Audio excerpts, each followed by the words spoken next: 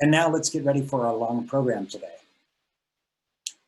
Michele Storms is the Executive Director of the American Civil Liberties Union of Washington, former Deputy Director of the ACLU of Washington, and previous Assistant Dean for Public Service and Executive Director of the William H. Gates Public Service Law Program at the University of Washington School of Law. Preceding those roles, she served as a statewide advocate coordinating first at Columbia Legal Services and later at the Northwest Justice Project, where over a combined 5-year period, she coordinated civil legal aid advocacy in the areas of family law, youth and education, housing, elder law, Native American, and right to counsel issues. I'm really looking forward to her presentation today. Michele, please take the podium.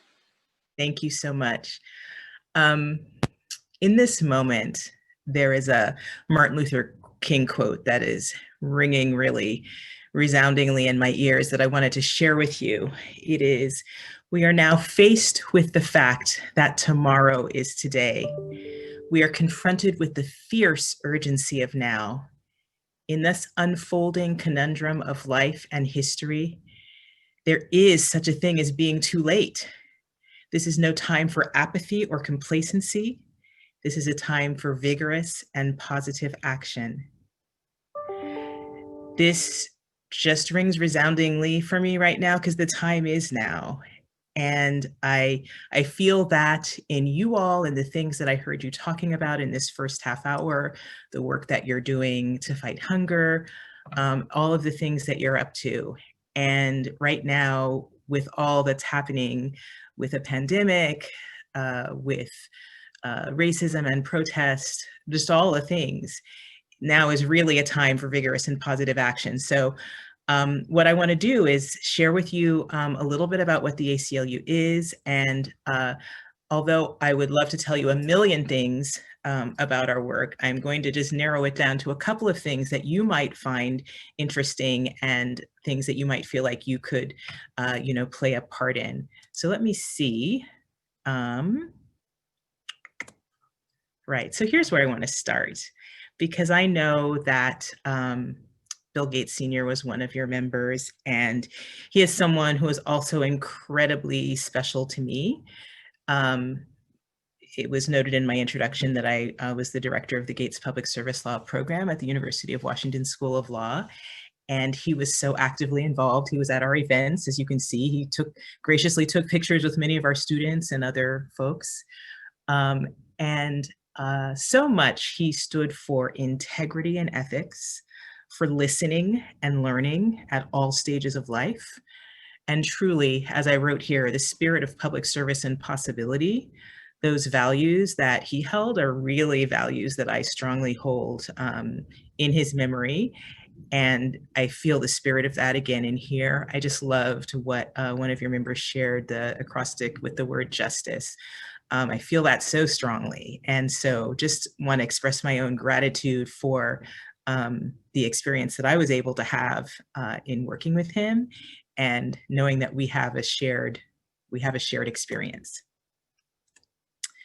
So I'm not going to spend too much time on this because probably most of you are familiar with the ACLU, but I just want to say a little bit about us. So we're a civil rights and civil liberties organization that is nationwide. And actually, we just celebrated our 100th birthday.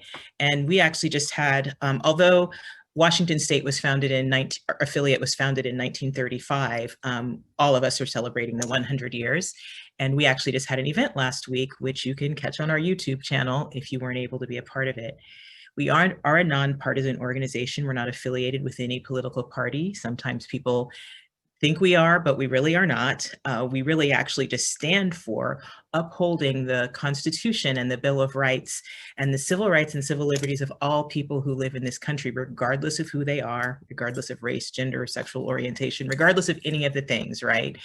And so therefore, in that vein, we have held all presidents accountable as long as we've been in existence for their obligation to uplift the rights of the people, and we continue to do that. We have the national organization in New York, and then we have affiliates in all states and including in Puerto Rico. And California has more than one affiliate because California is special. I can say that because I'm from California.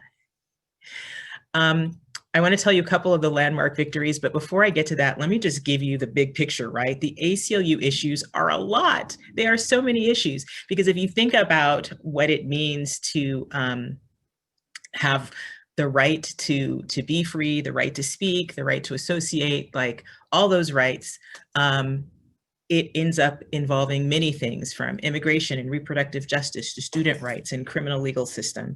So all of those things. So when you think about our 100-year history, we've been involved in so many of the landmark things that are just bedrocks of American history, right? Brown versus Board of Education and desegregating schools, Roe versus Wade and abortion rights, the rights of LGBTQ plus folks in the military, the right to marry here in Washington state, also fighting back against Japanese internment and fighting for marriage equality and legalizing marijuana. These are some of the things that we've been engaged in. So those are our issues, right?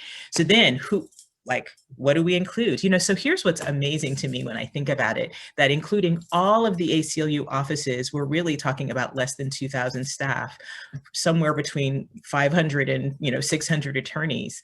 All the lawsuits that we file, all the legislative advocacy that we do it with that amount of people, right? And of course we have lots of, I think that this number on the card carrying members is higher now, but it's an old slide, I apologize.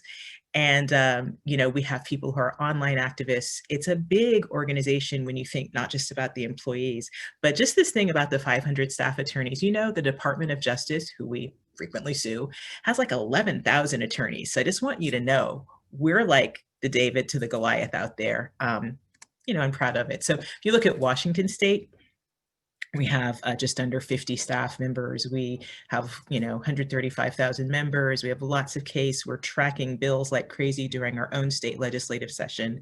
We are active in supporting the rights and liberties of the people in this state.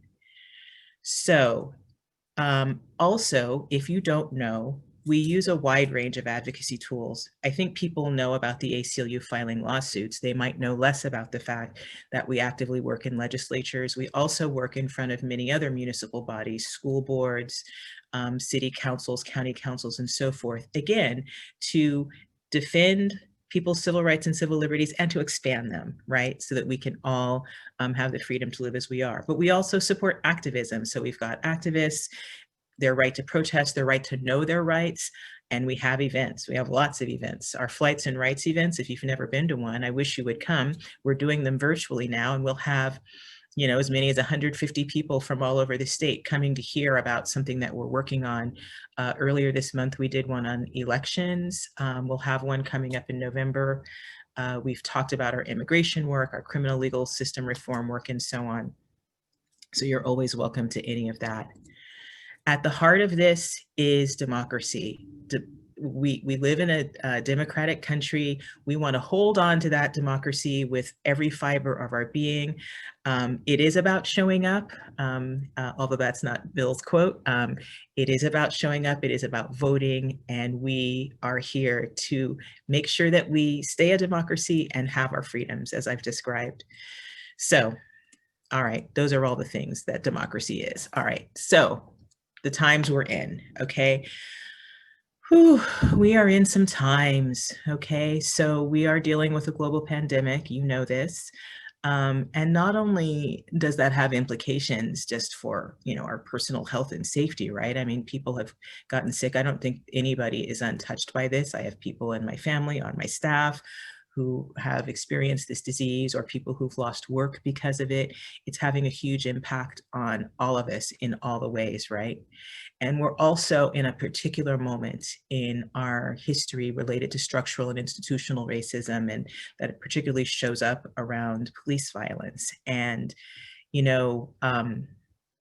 George Floyd's killing in particular spurred a really strong movement that continues, because there are still protests pretty much daily all across the country about why it is that too many Black people and other people of color are killed by police and there's no accountability. And so that is a very fresh movement. And of course, the gentleman in Pennsylvania who was just shot yesterday, as his mother was crying out, please don't shoot him, who was having a mental health breakdown there. We are in a moment where transformation around policing is right in front of us. We're also in a moment where political division is stronger than ever. And like we have an election right now, that will, election day is Tuesday, but of course, many people have been voting earlier. For the first time ever, I tracked my ballot this year. And so now I know that it's already been counted. So that's exciting. Also, right, so all of these things I'm talking about have an impact on our economy, and then also literally at this moment, the planet is burning. And I know one of the members was speaking who's physically in California in the moment, just south of some fires, but we've seen this in the Amazon, we've seen this in Australia. It is a particular time. And so for the ACLU, that means something too, right? Like we respond to these times in a variety of different ways. With COVID, we obviously, like everybody else, we came home, we're all working from home, but we have been looking at what are the impacts on people's rights and liberties under COVID. And one of the things that we look at is that people in jails and prisons and immigration detention centers are in petri dishes. The way we incarcerate people, there is no social distancing. There is not equipment for people to be kept safe. And we have advocated for people to be released. We've advocated for people who were near a release date to be released from prison. We've advocated for people in jail, for the jail population to be reduced. You probably know that many people who are physically in jail have not been convicted of anything. They're there because they're poor. They're there because they couldn't pay their bail. And to have them be subjected to the potential punishment of getting a dire disease is not supportive of their rights.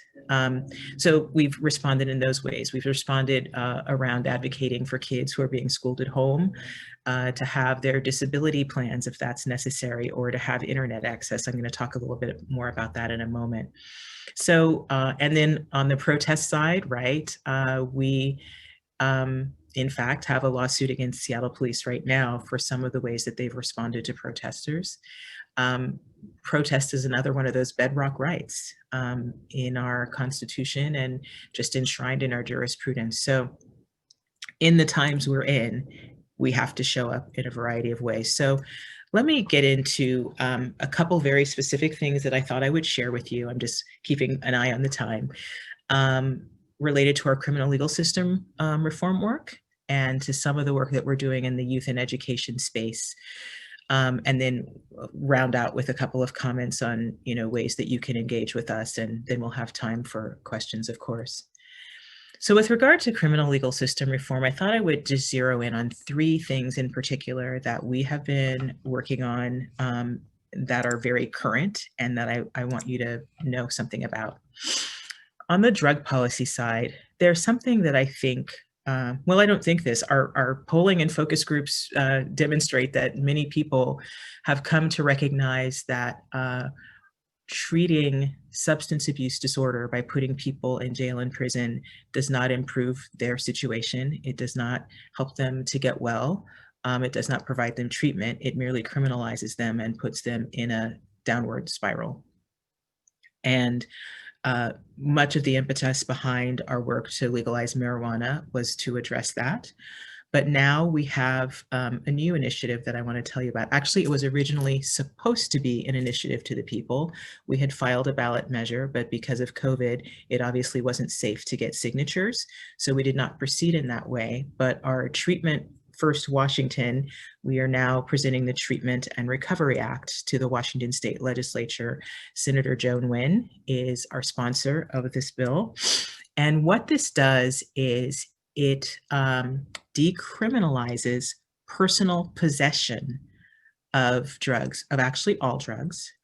Now, to be clear, if you're selling or manufacturing or thieving, with regard to your habit, those things remain crimes.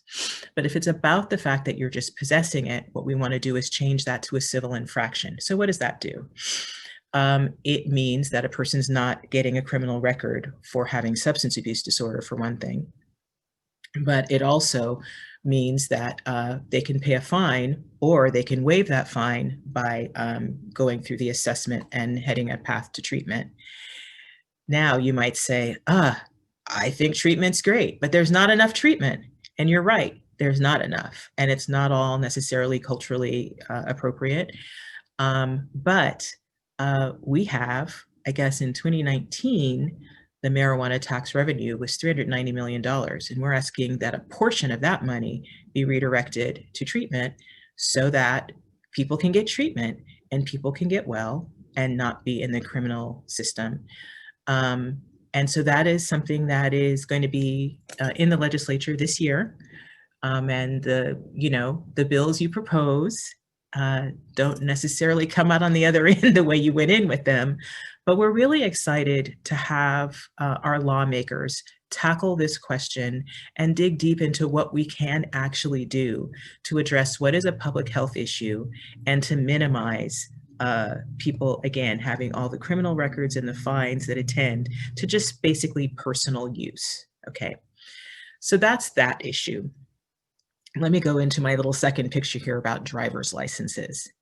So we have been trying to work for quite some time to end debt-based driver license suspension. So there's this law in the books called DWLS 3, driving without a license suspended. And it criminalizes a person's inability to pay fines. So let me describe the situation. Person A has a moving violation and they get a ticket and they have to pay that ticket. Person A has resources and they pay their ticket and they go home and hopefully they drive more safely in the future. Person B commits the exact same moving violation and they are ticketed and they don't have the money to pay the ticket. So they don't pay it, and then they end up either getting pulled over or the fine comes due and they get assessed this driving while license suspended. They get charged with this driving while license suspended crime. And then they end up in a spiral of additional legal financial obligations because of that if they keep driving. Well, why might they keep driving? Okay, well, in Seattle, maybe you can take the bus. But if you're in Goldendale or Omak or someplace where you need to go to work and you need to take your kids to school or you need to get to medical appointments or whatever it is, maybe you're going to drive even though your license has been suspended. So your license got suspended because you couldn't pay a fee. So now you've been charged with a crime. And again, more fees pile on. This is truly about people who don't have money, people being punished for not having money. Because again, we're not talking about somebody who murdered. We're talking about the same moving violation that person A did, but person A had money. We have asked the legislature for about the past 3 years to remove this crime from the books. Actually, by the way, and let me just look at my notes here because our state spends a ton of money prosecuting for this and charging fines. And I have a dollar figure here. So a conservative estimate for the cost of enforcing this law in Washington over a 10-year period was up to $1.3 billion. And so all of that costs money and those convictions cost money. And again, then we have these fines piling up on people who actually aren't able to pay them because they weren't able to pay the first ticket in the first place. So after not having success at the legislature for 3 years, we actually have now filed a lawsuit. And our lawsuit alleges, essentially that there's a lack of due process and a lack of equal rights because it is, again, based on poverty. And also that the removal of the license is an exceptional and a punishment to the crime. So that's another thing that we're working on. I do expect it will be in the legislature again in this upcoming session, and our lawsuit will also be proceeding. The third thing I want to say in the criminal legal system reform space relates to policing. So the ACLU has long worked for accountability in policing, reduction of the use of excessive force, civilian oversight boards, so that there's a view into that. At heart, policing is meant to both protect public safety, but also create a space for people to have their rights. and the concern that we have against the backdrop of the police culture and how it has continued to evolve in, a militaristic way, and the loss of life that has occurred and the absence of accountability that has occurred has really had us looking at this work that we've been doing. So to give a couple of examples of things that we have been involved in, right, when we were part of a coalition of organizations that brought the Department of Justice into Seattle to look at the Seattle Police Department's use of force back in the early 2000s, right? And also we worked very closely with the city of Pasco and the Pasco police force after the police killing of Antonio Zambrano, I believe in 2015 or 2014. And in the Pasco situation, we worked very closely with community groups and with the police organization itself. And I'm actually really proud of that work because the outcome of it was they adopted a very strong policy related to use of force. And more importantly, they revised their training to be consistent with that policy. And I think they've had really good success. But quite often, our police advocacy has not necessarily been so successful. Like I said, the Department of Justice got involved with the Seattle Police now more than 10 years ago. The police are still under consent decree. And in the face of these recent protests, which are protesting against police violence itself, many people have been subjected to police violence. So there is much work to do. And we have been examining along with many others in the community, about the role of policing. So much like with the drug policy, where we say, should money go toward incarcerating people or should money go toward treating people? In the police context, we also wonder how much money should go toward traditional policing and how much should go toward other community supports. So when people talk about the divest and reinvest, one of the things that we have decided to do is we've just started a blog series, and we have 3 posts in it so far. I'd be very happy for you to take a look at it on our website to examine what is it that people are talking about when they say that. Because I know it sounds frightening, and somebody says defund or abolish the police. That sounds really dramatic, and it is dramatic. But I think what also people are talking about is what is in the police budget when we have police respond to mental health calls, and we might be better suited to have mental health professionals go. Should more money go into that mental health system to give that the support that it needs so that the right person is responding to the right call, right? So we're examining this. We want to learn more ourselves, and we want other people to learn more and look at what does it mean to transform some of these systems so that people can be safe and people can be empowered. So that's what I want to say about this part. And then let me get into, saying a little bit more about the school issues that I wanted to talk about. So just 2 things here. One relates to police in schools. And what I will tell you is that some 84 of the 100 largest school districts have police in the school on a daily basis. And one of the things that's interesting about that is that things that used to be a trip to the principal's office are increasingly becoming a trip to the juvenile court. Police have really broad discretion about arresting. Most of the police who are in schools don't have any specialized training about, say, the adolescent brain, or any number of things that might be useful to have in a school setting. And we haven't found any documentation that the presence of police in schools specifically increases the safety of students. What we do see is where the presence increases the school to prison pipeline and school kids ending up in juvenile court. And when we did a report on this a couple of years ago, one of the things that was very disturbing was how many kids with disabilities experienced being tasered, handcuffed, and removed from school. And look, let me just acknowledge, and some of you may be teachers. My mother was a teacher. My stepfather was a police officer, right?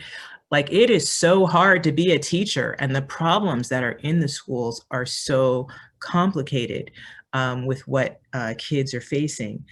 But we don't actually believe that putting law enforcement in that space actually improves the outcomes for kids.